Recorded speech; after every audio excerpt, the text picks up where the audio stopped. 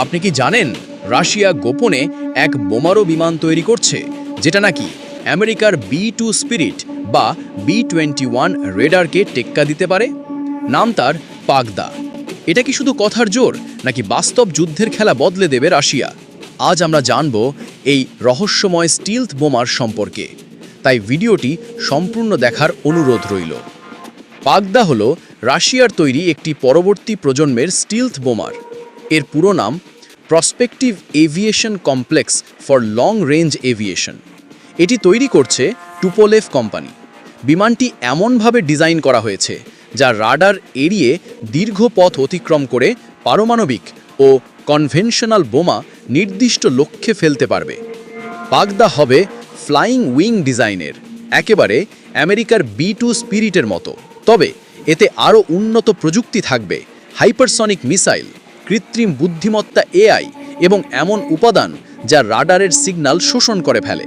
এটা হবে পৃথিবীর সবচেয়ে অদৃশ্য বোমারু বিমানগুলোর একটি।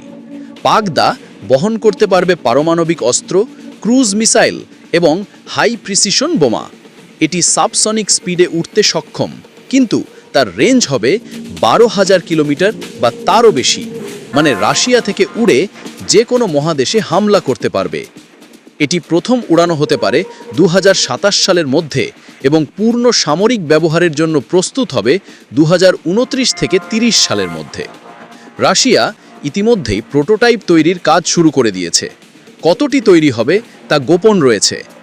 আমেরিকার B-2 স্পিরিট দীর্ঘদিন ধরে যুদ্ধ করেছে এবং তার শক্তির প্রমাণ দিয়েছে।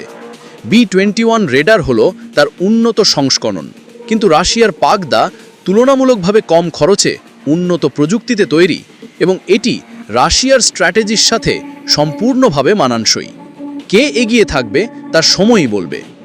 রাশিয়ার এই পাগদা প্রকল্প কি বদলে দেবে বৈশ্বিক সামরিক ভারসাম্য?